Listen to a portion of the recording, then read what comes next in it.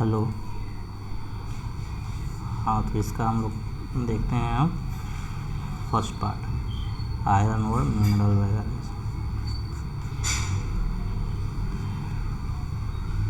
देखो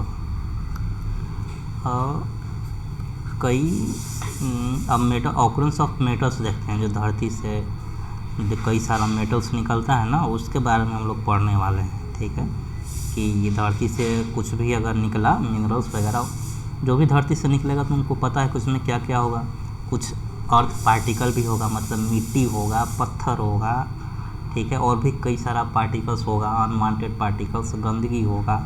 उसी में उसको रिफाइन कर करके कुछ प्रोसेस से गुजार करके फिर बाद में हम लोग मेटल निकालते हैं। अपना आयरन मेटल निकाले, सोडियम निकाले, पोटासियम निकाले। ठीक है, तो कई सारा प्रोसेस से हमें गुजारना होता है, बिकॉज कुछ अर्थ के पार्टिकल हो गए, स्टोन हो गए, ठीक है, या फिर और भी कई सारे गैसेस हो गए, और भी कई सारे पार्टिकल्स हो गए, सॉलिड पार्टिकल। तो कुछ प्रोसेस कर करके हमें लास्ट में फिर प्यूरीफाई करके मेटल निकालते हैं। तो वो सारी प्रोसेस इसमें हम लोग पढ़ेंगे कि क्या क्या कौन कौन सा प्रोसेस होते हैं, जिससे हम लोग लास्ट में मेटल हम लोग निकाल पाते हैं, हम लोग प्योर मेटल गेट करते हैं। अब देखो, पहले तो पढ़ लेते हैं मेटल। जैसे कई सारे मेटल्स ऐसे होते हैं जो नेचर में, प्रकृति में अकेले नहीं पाए जाते। जैसे कि सोडियम, ये अकेले नहीं पाया जाएगा, या तो तुमको सोडियम NaCl से निकालना पड़ेगा, ठीक है, या फिर चीले साल्ट पीटर से निकालना पड़ेगा। अच्छा, इसमें तो चीले आइए नहीं है, सोडियम, नाइट्रोजन और पोटासियम निकलेगा KNO3 से, या फिर सोडियम नाइट्रेट से निकालना पड़ेगा NaNO3 से। तो कई सारे ऐसे जो मेटल होते हैं वो अकेले तुमको सोडियम नहीं मिल जाएगा कि तुमको ग्राउंड से, तुम धरती से ना निकाल लो और निकाल कर सोडियम निकालो, ऐसा नहीं होता है। वो सोडियम जो है कोई कंपाउंड के फॉर्म में रहता है, नेचर में कैसा रहता है, कोई कंपाउंड के फॉर्म में रहता है। ठीक है, बिकॉज जो सोडियम होते हैं, जो पोटासियम होते हैं, ये हाईली रिएक्टिव है। सोडियम, पोटासियम, कैल्शियम, मैग्नीशियम, ये सब जो होते हैं ये हाईली रिएक्टिव इन नेचर होते हैं। तो अकेले कैसे पाया जाएगा, ये किसी दूसरे के साथ तुरंत रिएक्ट करके कंपाउंड बना लेगा।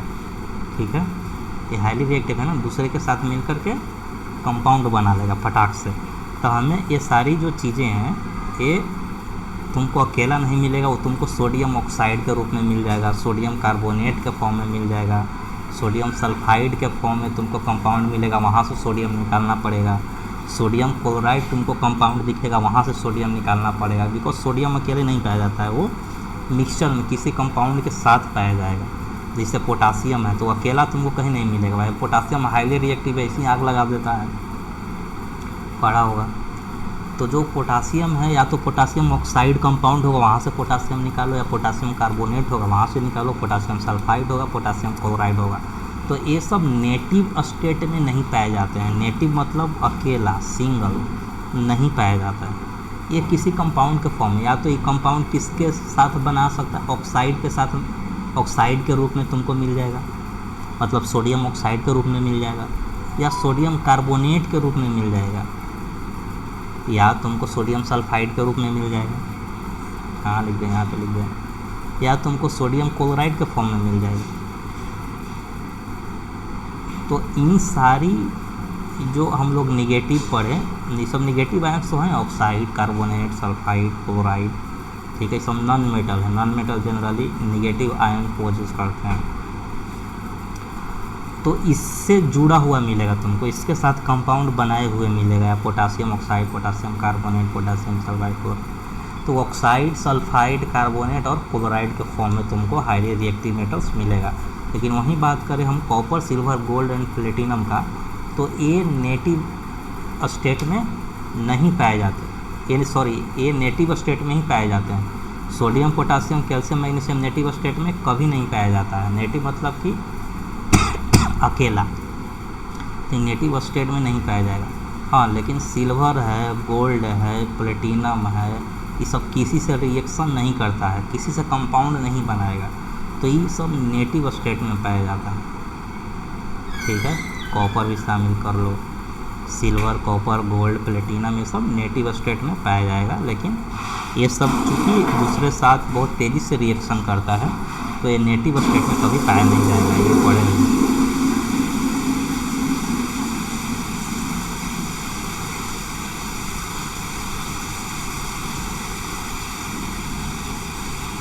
तो जो नेचर में फ्री पाए जाते हैं, फ्री, उसको क्या बोलते हैं, वो नेटिव स्टेट में है।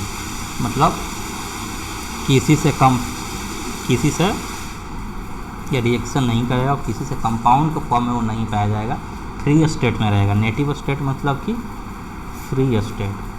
तो इसमें हम यही चीज़ सिखाने वाले थे कि नेटिव स्टेट का मतलब क्या होता है, फ्री स्टेट, जो कंपाउंड ना बनाए, कंपाउंड के फॉर्म में हमें ना मिले।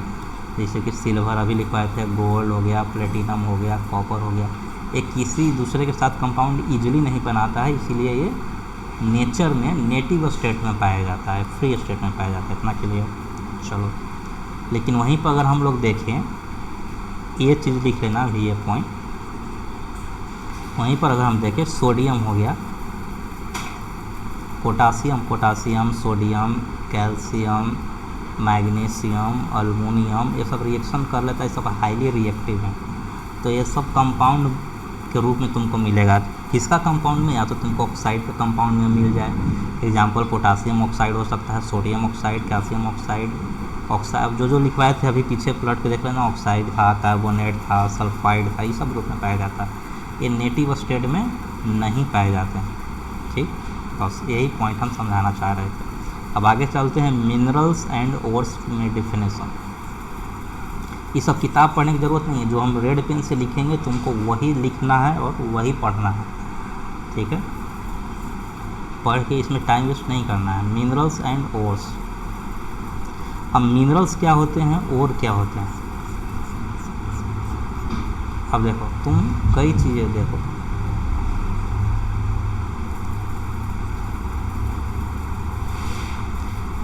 पृथ्वी से देखो, मान लेते हैं एक छोटा सा एग्जांपल लेकर के समझते हैं।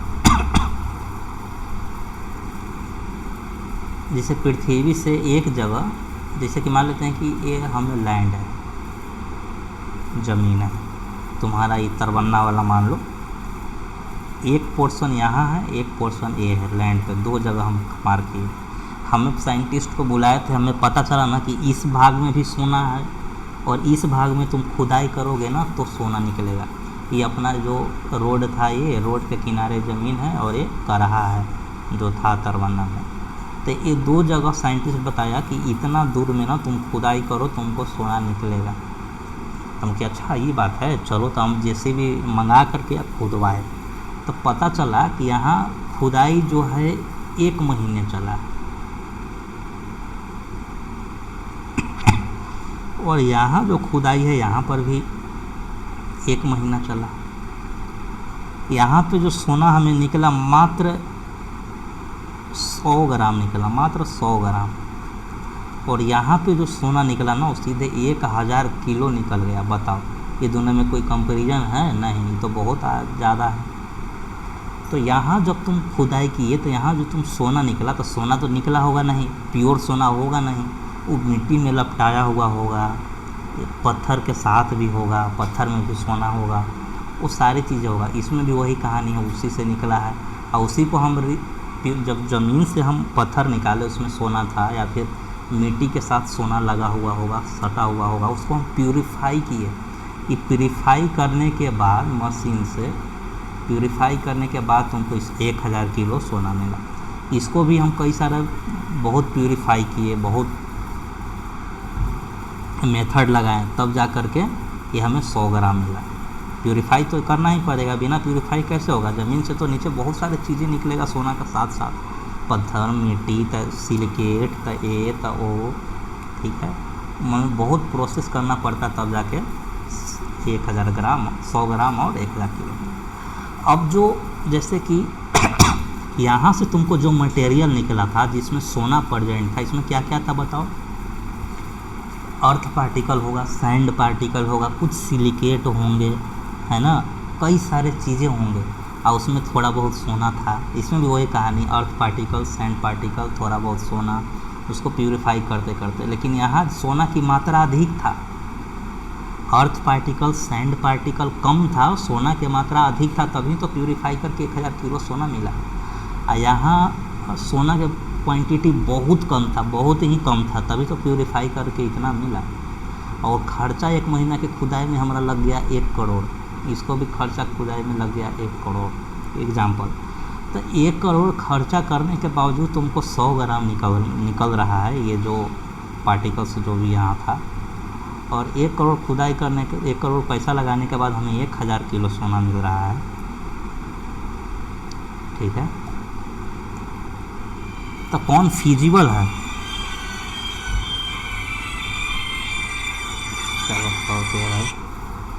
तो कौन ज़्यादा फीजिबल है बताओ? फीजिबल ये है कि हमें ज़्यादा कम ही पैसा लगाए, 1 करोड़ लगाए, 1000 किलो सोना मिल गया, है ना। तो इसको हम क्या बोलते हैं?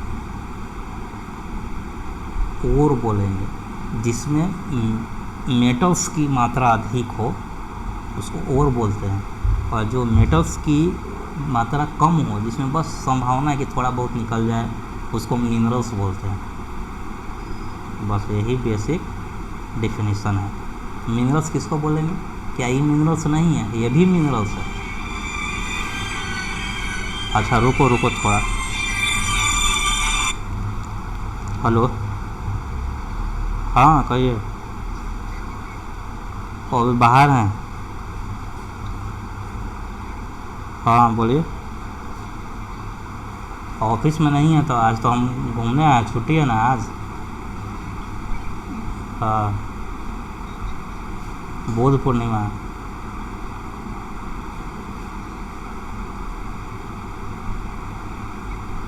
आएंगे शाम को। हम अकेले ही हैं, वो सब लोग घर चले गए। हाँ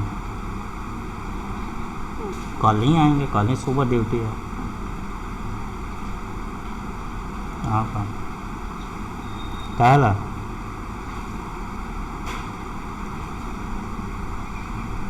अच्छा वो बैगो आ गया। तो काम क्या था?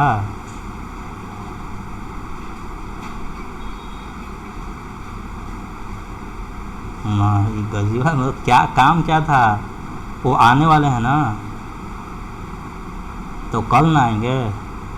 हाँ तो कल तो आ ही जाएंगे। चलिए ठीक है। हाँ हाँ भाई, मुँह पे कौन सा रूम? अरे छोड़िए बुकिंग के बाद, कल उसके बारे में कल बात करते हैं। कल आएंगे ना वो। ओके अभी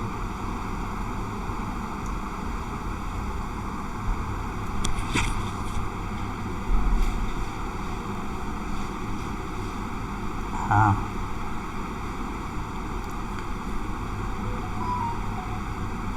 तो मिनरल्स किसको बोलते हैं? मिनरल्स मतलब कि जो मेटल्स है उसमें निकलने की संभावना है। ठीक है, उसमें ज़्यादा भी निकल सकता है, उसमें कम भी निकल सकता है। ठीक है, लेकिन यहाँ पैसे की बर्बादी नहीं हो रही ओर में, ये इकोनॉमिकल है। तो जहाँ हम मेटल्स इकोनॉमिकल्स होंगे, मतलब कम खर्च में ज़्यादा निकल पा रहा है, उसको ओर बोलते हैं। जहाँ इकोनॉमिकल्स नहीं है, जहाँ पे पैसे ज़्यादा खर्च हो रहे हैं, उतना मात्रा में मेटल्स नहीं निकल रहा है, उसको मिनरल्स बोलते हैं। मिनरल्स मतलब कि संभावना है निकलने की। ठीक है, अगर ज़्यादा निकल जाए तो और बोल देना, कम है तो मिनरल्स रहेंगे।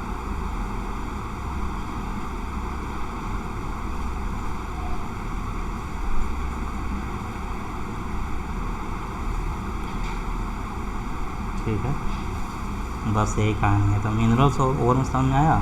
मिनरल्स मतलब कि मेटल निकलने की संभावना है। ठीक है, संभावना है। अगर ज़्यादा निकल जाए तो और बोलना, कम निकल जाए तो मिनरल्स ही छोड़ देना। अगर ज़्यादा निकल जाए तो और मतलब इकोनॉमिकल ही है। कम निकले तो मिनरल्स ही ऐसे ही बोल दो, कोई दिक्कत नहीं है। तो और क्या होते हैं? मिनरल्स ही होते हैं, तो भले वो इकोनॉमिकल है, कम पैसा में ज़्यादा निकल रहा है। ठीक है,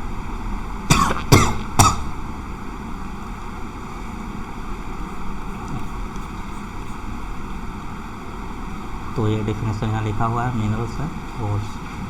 the natural materials in which the metals और their compounds are found in earth are called minerals. Some minerals may not contain any of this natural material.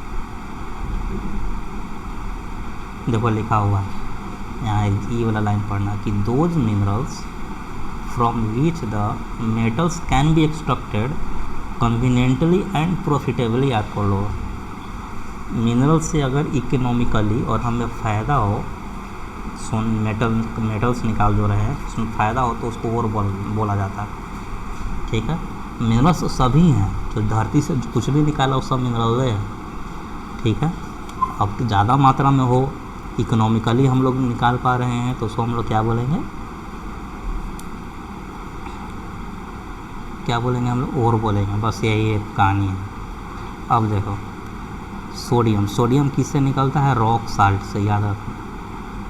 अगर तुमको सोडियम चाहिए रॉक साल्ट से, तो रॉक साल्ट किससे बना होता है, सोडियम क्लोराइड से।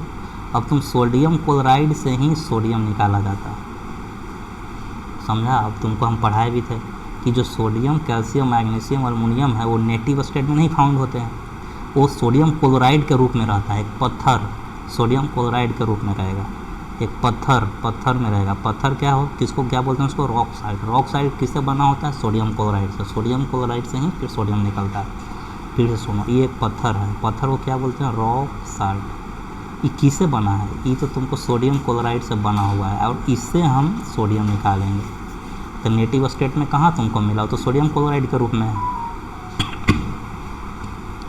हाँ, तो इसमें क्या पूछता है कि सोडियम किससे निकलेगा, रॉक साल्ट से। अल्युमिनियम किससे निकलता है, तो बॉक्साइट से। मैग्नीज किससे निकलता है, तो पायरोलोसाइट से। जिंक, कैलामाइन, जिंक ब्लेड, ये जितना लिखा हुआ सब इम्पोर्टेंट है, 5-6 तो है ही है। आयरन किससे निकलता है, हेमेटाइट। कॉपर, क्यूपराइट या कॉपर ब्लेंस। मरकरी किससे निकलता है, सिनेबार से, Hgs। ठीक है, और ये सब का फार्मूला लिखा हुआ है। सिनेबार का फार्मूला है Hgs, acquired hydrogen sulphide. Cuprite का Cu2, कॉपर ग्लेंस का फार्मूला है Cu2s। Zinc blende Zns। Calamine, zinc carbonate. Calamine ना याद रखना, बहुत इंपॉर्टेंट। ठीक है, फिर बॉक्साइट याद रखना, इम्पोर्टेंट है। अल्युमिनियम बॉक्साइट से निकलता है, तो इसमें बॉक्साइट याद रखना, कैलामाइन याद रखना, ये ज़रूरी है। और सिनेबार याद रखना, यही 3 चीज़। बाकी याद तो सारे रखना है, लेकिन ये तीनों बहुत इंपॉर्टेंट है। अब हम देखते हैं कि एक्सट्रैक्शन ऑफ मेटल्स। अब तुम धरती से कुछ भी निकालोगे तो उसमें तो बहुत सारा चीज़ रहेगा, साला बहुत सारा गंदगी रहेगा, तो उससे हम मेटल कैसे निकालते हैं।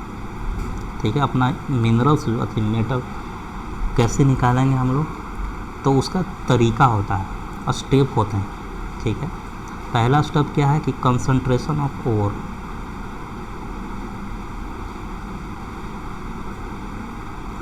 कंसंट्रेशन ऑफ ओर में क्या करते हैं कि जो ओर्स होते हैं, जो मिनरल्स, जो मेटल होते हैं, सॉरी जो मेटल्स, उसके साथ तो बहुत सारा अर्थ पार्टिकल होगा, सैंड पार्टिकल होगा, बहुत सारे चीज़ होंगे, तो उसको हम रिमूव करते हैं। और रिमूव कर करके अब थोड़ा ज़्यादा, जैसे एग्जांपल हम गोल्ड का लेंगे, तो गोल्ड के साथ जो भी अर्थ पार्टिकल होंगे, सैंड पार्टिकल होंगे, सबको रिमूव कर देंगे।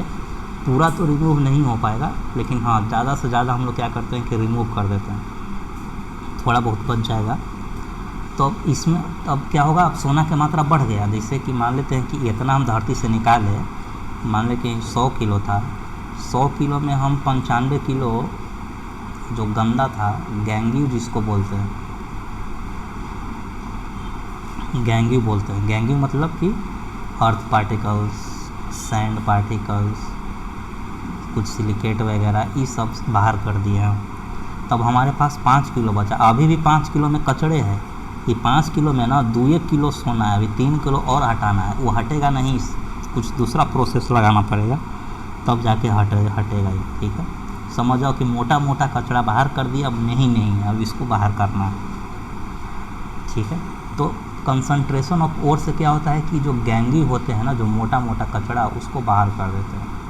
ठीक, अभी कंसंट्रेशन क्यों नाम रखे हैं कि ओर का जो ना अब कंसंट्रेशन में आ गया है, मतलब 95 किलो बाहर कर दिया, 5 किलो बचा, अब कंसंट्रेशन बढ़ गया है, मतलब अब सोना का जो कंसंट्रेशन, सोना का परसेंटेज देखेगा तो बढ़ जाएगा। इसमें क्या था कि जब निकाले थे तो 2 किलो सोना 100 में था, तो कितना परसेंटेज हुआ, 2% था। अब 5 किलो में 2 किलो सोना है तो एकदम सीधे हो गया 40% अब है उसमें भाई, तो कंसंट्रेशन बढ़ गया ना। तो पहला स्टेप है कंसंट्रेशन ऑफ ओर। इसमें हम क्या करते हैं, कंसंट्रेशन बढ़ाते हैं, मोटा मोटा जो गैंगी होता है उसको बाहर कर देते हैं, ठीक है। अब दूसरा प्रोसेस है कि conversion of concentrated ore into metal. अभी जो 5 किलो बचा था इसको हम मेटल में हम फिर कन्वर्ट करेंगे, मतलब सोना प्राप्त करेंगे, 2 किलो सोना, ठीक है। दूसरा स्टेप है, यहाँ लिखा हुआ है कन्वर्जन। अब तीसरा स्टेप है, इसको रिफाइन करते हैं। अभी भी कुछ इसमें होगा दूसरा पार्टिकल, कुछ कॉपर भी मिला होगा, सोना में तो कॉपर आता ही है, मिला होगा, सिल्वर मिला होगा, हटा करके हम प्योर गोल्ड फाइंड आउट करेंगे, रिफाइन करते हैं। Last process refine. तो 3 प्रोसेस होता है, समझ में आया होगा। पहला process concentration of ore, concentration of ore मतलब समझा, मोटा मोटा कचरा हटा दो। तीसरा है conversion of concentrated ore into metal. 5 kilo में से 2 किलो सोना निकाला, लेकिन अभी भी कुछ ऐसे होंगे उसमें जो बाहर नहीं कर सकता है तुम। अब सोना में तांबा मिनरल होगा तो तुम कैसे बाहर करोगे, उसको तो प्यूरिफाई करना पड़ेगा। तो तीसरा स्टेप होता है लास्ट में रिफाइनिंग प्रोसेस, प्यूरिफिकेशन करते हैं। अब सोना तांबा में दोनों मिक्स है मेटल में, जैसे कि सोना के पिघला दो, अब तांबा के पिघला दो, दोनों को मिला दो। अब तुम अलग कोई प्रोसेस से कर सकता है, नहीं कर सकते हैं। उसको प्यूरिफाई करके ही, रिफाइनिंग करके ही उसको हम अलग करते हैं, सोना से तांबा हटाएंगे। अब दोनों क्या है कि दोनों मिल जाता है आपस में। अब धरती के अंदर है तो हाई टेम्परेचर है ना, दोनों अगर पिघल गया सोना तांबा, दोनों मिक्सअप हो गया, फिर सूख गया, अब करो अगर अलग, कैसे, कौन सा प्रोसेस है करो। तो रिफाइनिंग प्रोसेस लास्ट का स्टेप होता है। तो 3 प्रोसेस अभी हम लोग जानने वाले हैं, इसमें ज़्यादा तुमको याद नहीं रखना है। जो ई टेबल निकाल के रखना, अब जो हम लिखेंगे वही इम्पोर्टेंट है, बाकी पढ़ने की आवश्यकता नहीं, बहुत सारा चीज़ है। ये जो टेबल है यही सिर्फ निकालना, हाँ बाकी हम इधर लिखेंगे, ये ध्यान रखना।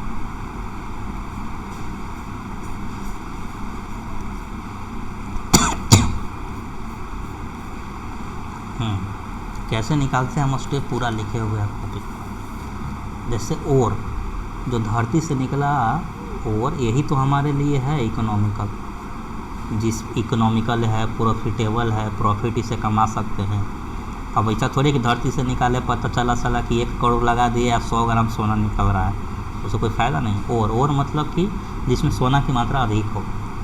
अब कैसे हम इसे सोना गोल्ड निकालेंगे तुम बताओ। तो पहला प्रोसेस अपना क्या आता है, पहला प्रोसेस है कंसंट्रेशन ऑफ ओर।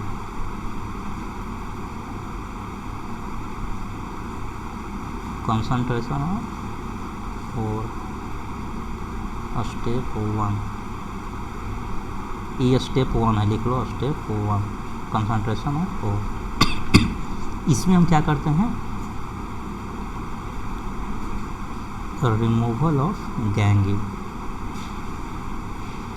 गैंगिंग मतलब क्या होता है, पहले ध्यान से देख लो, बाद में लिखना, क्योंकि एक पेज में पूरा आ नहीं पाएगा तुम अगर वैसे सीधे सीधे लिखे हुए तो।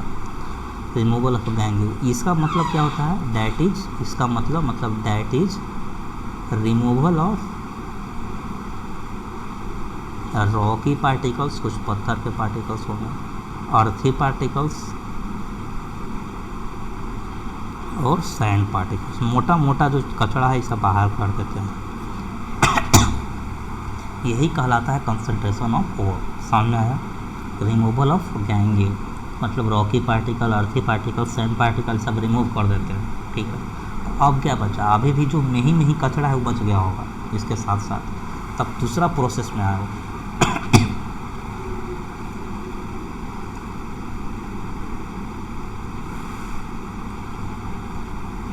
अब दूसरा में ही कचरा, ये नहीं समझना कि अच्छा पतला पतला मिट्टी, पतला पतला बालू, नहीं।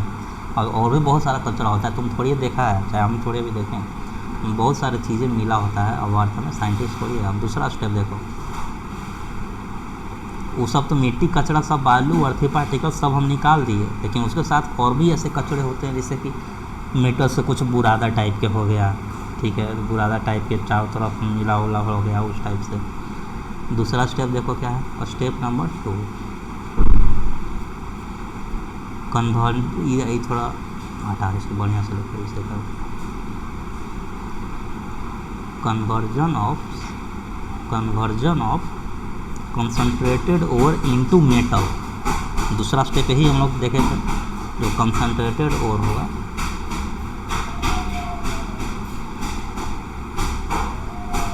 इसमें सवाल क्या पूछेगा हम बताएंगे, अभी तुमको ध्यान से सुनते जाना है कि क्या इसमें सवाल पूछता है। Conversion of concentrated ore into metal. अब ये दूसरा स्टेप है, तब कैसे करते हैं। जो हमारे पास कंसनट्रेटेड और आ गया गैंजू हटा करके उसको हम मेटल में कैसे कन्वर्ट करते हैं, इसका भी स्टेप होता है। अब तुम जो मेटल निकाले हो, जैसे कि इतना सारा तुम निकाले थे, तो इसमें तुम मट्टी उट्टी हटा करके मान लेते हैं कि 100 किलो तुम निकाले थे, मट्टी उट्टी हटा करके तुम्हारे पास 5 किलो बच गया। अब ये 5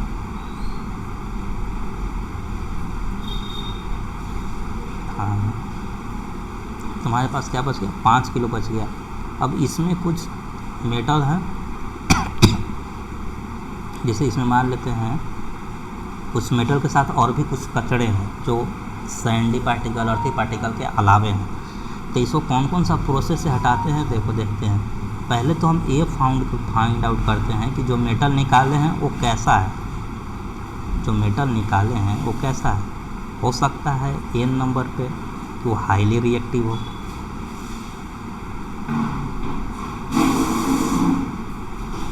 हाईली रिएक्टिव मेटल हो, या हो सकता है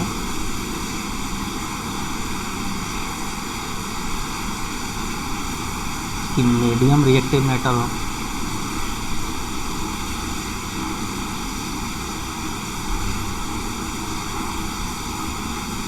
कुछ भी हो सकता है। हाईली रिएक्टिव मेटल का क्या तरीका है, जो हम कंसनट्रेटेड ओर को मेटल में कन्वर्ट करेंगे तो हाईली रिएक्टिव है, तो हम कैसे रिमूव करेंगे, कैसे हम मेटल में कन्वर्ट करेंगे हाईली रिएक्टिव मेटल को। तो पहला तरीका, हाईली रिएक्टिव मेटल होते कौन है, एग्जांपल देखो, पोटासियम, सोडियम, कैल्शियम, मैग्नीशियम और अल्मोनियम। अब हम क्या करते हैं, पहला कैसे हम कन्वर्ट करते हैं, जो कंसनट्रेटेड और हमारे पास आया, अर्थी पार्टिकल सैंडी पार्टिकल हटाने के बाद जो आया, ठीक है, उसके बाद हम मेटल में कैसे कन्वर्ट करते हैं, एक तरीका है। तो हम पहले फाइंड आउट करते हैं कि कौन सा मेटल, क्या वो पोटासियम हम निकालना चाह रहे हैं, सोडियम, कैल्शियम, मैग्नीशियम, अल्मोनियम कौन सा है, कि मीडियम रिएक्टिव है कि लो रिएक्टिव है, क्या कौन सा मेटल है। तो हमें पता चला कि हम अभी एग्जांपल के तौर पर पोटासियम ले लेते हैं। अगर वो पोटासियम है तो पोटासियम है तो कैसे हम लोग मेटल में कन्वर्ट करेंगे, कंसनट्रेटेड ओर को मेटल में कैसे कन्वर्ट करेंगे अगर पोटासियम है तो।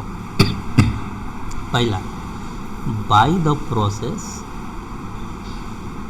The process called electrolytic reduction. Electrolytic T है, इलेक्ट्रोलिटिक रिडक्शन, ठीक है। तो याद रखना, जो हाईली रिएक्टिव मेटल है, अगर हम लोग उसको कंसनट्रेटेड और से मेटल में कन्वर्ट करना चाहते हैं तो हमें इलेक्ट्रोलिटिक रिडक्शन कराना पड़ेगा। अब बात आती है कि इलेक्ट्रोलिटिक रिडक्शन क्या होता है भाई। तो इलेक्ट्रोलिटिक रिडक्शन में अब सवाल खूब पूछता है। इलेक्ट्रोलिटिक रिडक्शन तो पहले पढ़ा होगा, नया चीज़ नहीं है। इसमें हम 2 इलेक्ट्रोड लेते हैं, एक का नाम एनोड, दूसरे का नाम कैथोड। देखो, इसका नाम एनोड, इसका नाम कैथोड, ठीक है।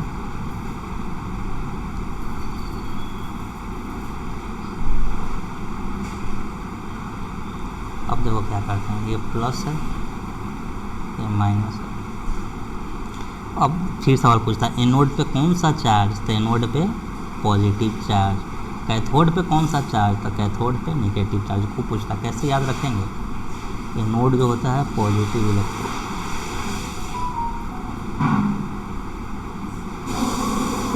कैथोड जो है नेगेटिव इलेक्ट्रोड।